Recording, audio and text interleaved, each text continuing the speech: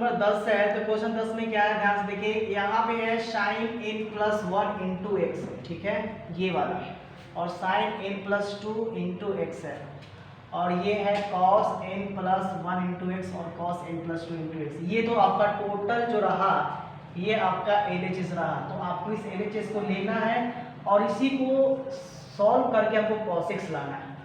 तो ध्यान से देखेंगे, ये जो फॉर्मूला हमारे पास बनेगा वो फॉर्मूला होगा cos a माइनस बी का बनेगा, ठीक है। चूंकि इसमें प्लस वाला जो सिंबल आ रहा है तो उससे आपका जो फॉर्मूला होगा वो cos a माइनस बी का रहेगा, ठीक है। तो ध्यान से आपको देखना है, यहाँ पर आप कुछ मानो, ठीक है।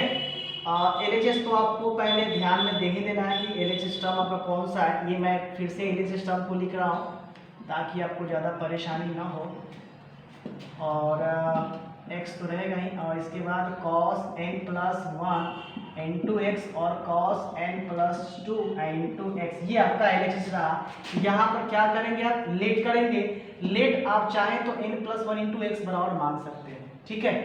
मान ही लो n प्लस 1 इंटू एक्स बराबर क्या मानोगे, a, and n plus 2 into x बराबर क्या मानोगे, b। तो ध्यान रहे, जहां जहां n प्लस 1 इंटू एक्स रहेगा वहां वहां a होगा, और जहां जहां n प्लस 2 इंटू एक्स रहेगा वहां वहां b करेंगे। तो ध्यान से देखेंगे, साइन तो लिखना होगा 10 इस प्रकार, sine n plus 1 into x क्या रखेंगे a, और sine n plus 2 into x क्या हो जाएगा b, plus cos n plus 1 into x क्या हो जाएगा a, और ये हो जाएगा cos b। तो फॉर्मूला देखेंगे ध्यान से, sine a minus sine a into sine b और plus cos a into cos b। Formula किसका हो जाएगा, ध्यान से देखेंगे। फॉर्मूला जो आपका होगा, आपका फॉर्मूला हो जाएगा cos a माइनस b का फॉर्म हो जाएगा, ठीक है। ये जो फॉर्मूला होगा cos a माइनस b का फॉर्म होगा। अब ध्यान से देखेंगे, cos तो लिखाएगा ही लिखाएगा, और a बराबर आपने जितना माना था उसको लिखो आप।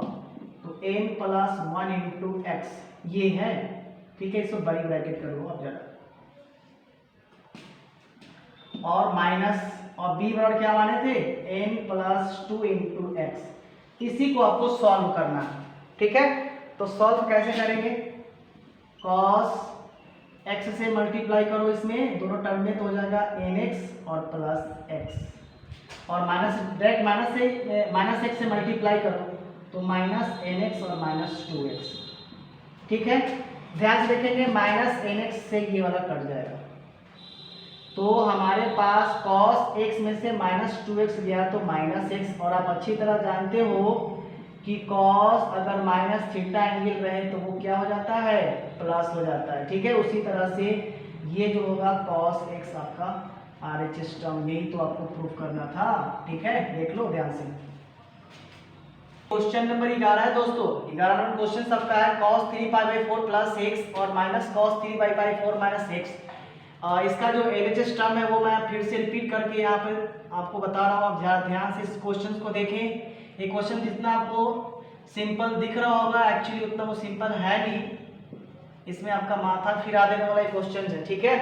तो इस क्वेश्चन को सॉल्व करने से पहले इसका जो फॉर्मूला है जिसपे हमें तोड़ना है, ये वो फॉर्मूला होगा cos c प्लस माइनस है ना, तो cos c minus cos b का फॉर्मूला होगा 2 sin c plus d/2 into sine c minus d/2। ये फॉर्मूला पर आपको इस क्वेश्चन को तोड़ना है, ठीक। तो ध्यान से देखेंगे, हमारे पास ये जो होगा ये टोटल हो जाएगा c, ठीक है।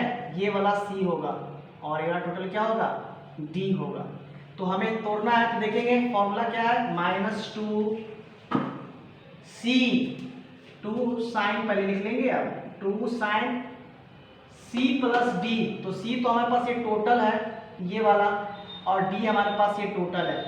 तो c प्लस d, तो c है 3π/4 प्लस x और प्लस 3π/4 और माइनस x, और टोटल के बटा में 2 है, ठीक है, टोटल के बटा 2 है, और into sine c minus D, तो c 3π/4 प्लस x और माइनस 3π/4 माइनस x, इसको डायरेक्ट माइनस से मल्टीप्लाई करना होगा बटा 2।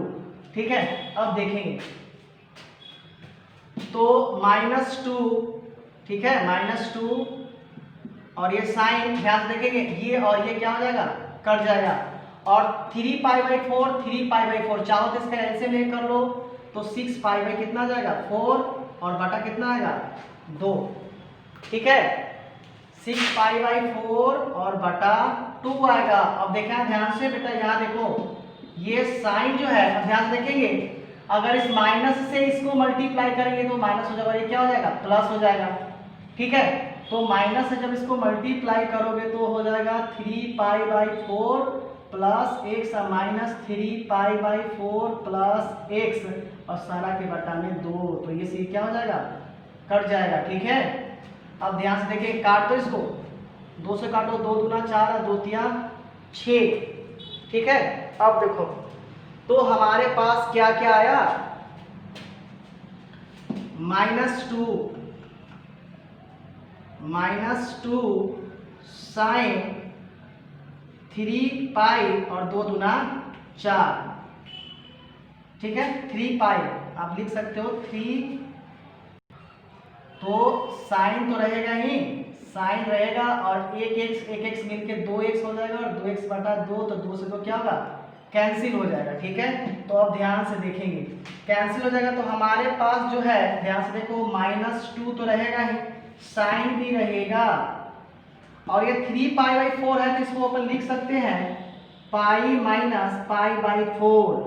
ठीक है, 3π को पाई माइनस π/4 कर सकते हो। ठीक है, π/4 इसका एलसीएम लोगे तो उसको बटा में करो तो 4π में से वो पाई गया, तो फिर 3π क्या हो जाएगा 4 हो जाएगा, और हमारे पास जनरली जो बचा हुआ है वो है साइन इंटू एक्स है। अब देखेंगे पाई मीन्स 180 डिग्री माइनस थीटा, तो 180 डिग्री माइनस थीटा, फिर ऊपर चला गया सेकेंड क्वाड्रेंट में, और सेकेंड क्वाड्रेंट में कौन प्लस होता है, साइन तो प्लस होता है, तो सिर्फ -2 और साइन, और ये चेंजिंग नहीं होगा, तो पाई बाय सीधा क्या हो जाएगा 4 और इनटू साइन और क्या हो जाएगा x।